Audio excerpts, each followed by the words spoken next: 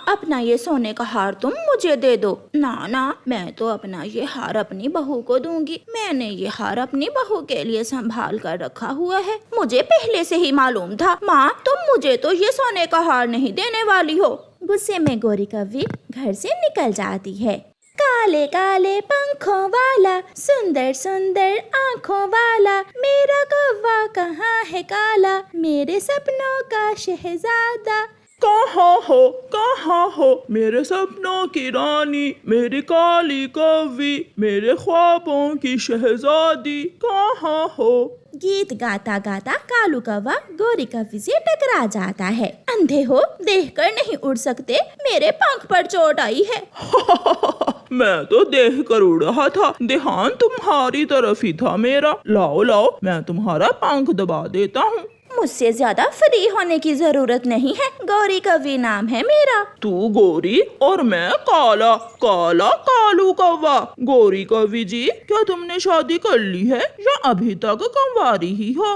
अभी मेरी शादी की उम्र नहीं है, अभी तो मैं केवल 16 साल की हुई हूँ। क्या तुम मुझसे शादी करोगी?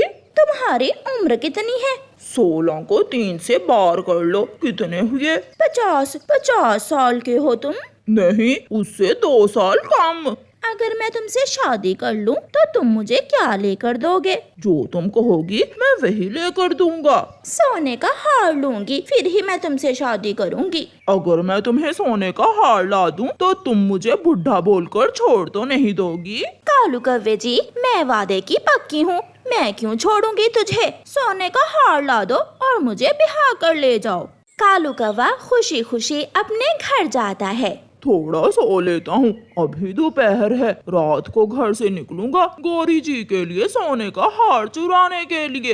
मिल गया माँ, मुझे भी वो कौवा मिल गया जो मुझे सोने का हार ला कर देगा और मैं उसी से शादी करूंगी। सोने का हार ला कर देना इतना आसान नहीं है, वो कौवा जरूर झूठा होगा। माँ, वो मुझसे शादी करने के लिए कुछ भी कर सकता है।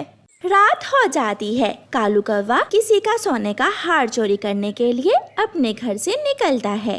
कालू कौवा सीधा बुलबुल के घर जाता है। वो बुलबुल के घर का सारा सामान बखेर देता है, मगर उसे कहीं से भी सोने का हार नहीं मिलता। मोटी बुलबुल तो भूखी ही निकली, इसके पास तो कुछ भी नहीं है। फिर कालू कौवा हरियाली तोती के घर जाता है। हरियाली तोती ने तो अपना सोने का हार संदूक में छुपा कर रखा हुआ था। कौवा अलमारी खोलता है। कौवा घोंसलों के नीचे देखता है, मगर उसे हरियाली का हार नहीं मिलता। एक दीवार से चूहा कौवे पर छलांग लगा देता है, जिससे कौवा डर जाता है। बचाओ बचाओ। तोता और तोती भी उठ जाते हैं। कौवे के बच्चे, तुम यहाँ क्या कर रहे हो?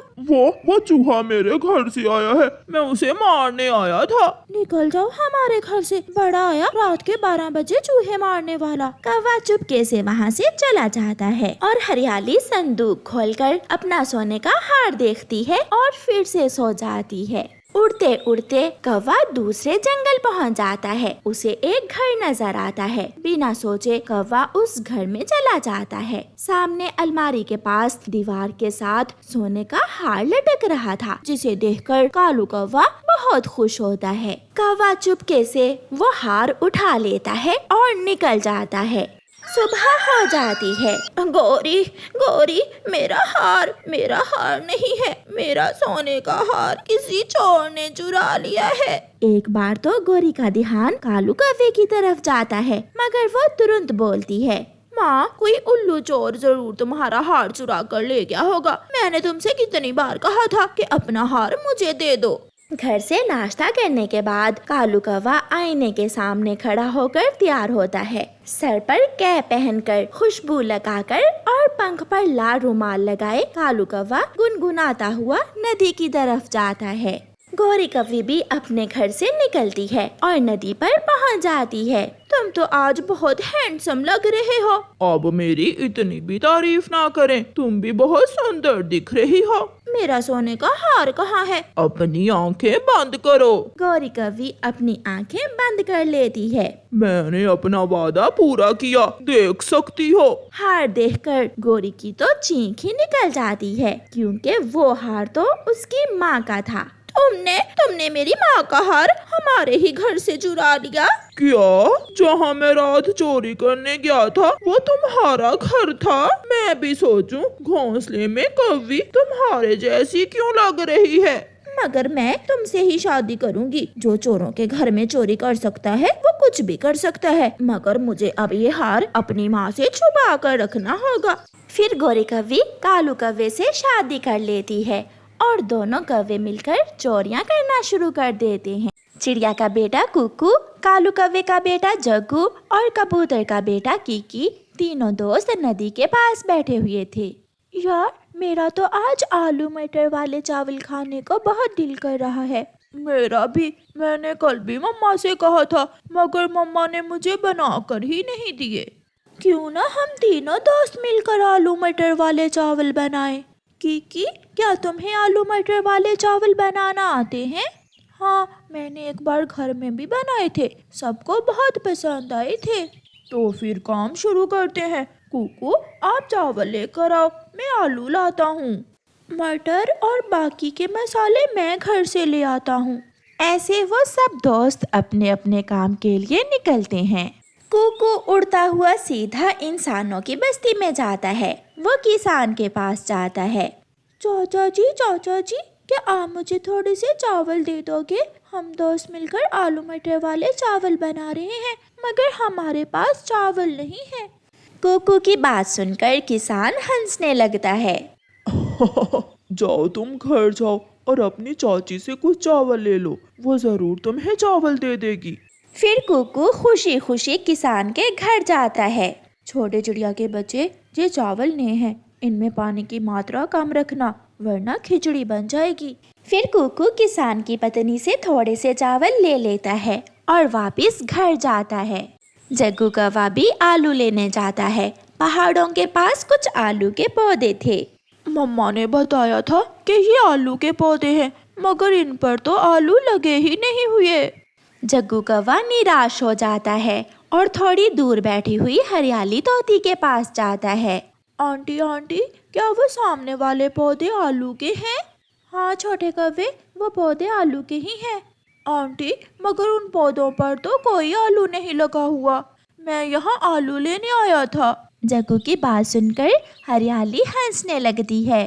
बेटा, आलू इन पौधों के नीचे जमीन में होते हैं, आलू पौधों के ऊपर नहीं लगते। जाओ और पौधा जमीन से उखाड़ कर नीचे से आलू निकाल लो। फिर खुशी खुशी जग्गू वहाँ जाता है और एक पौधे को उखाड़ कर उसके नीचे से आलू निकाल लेता है।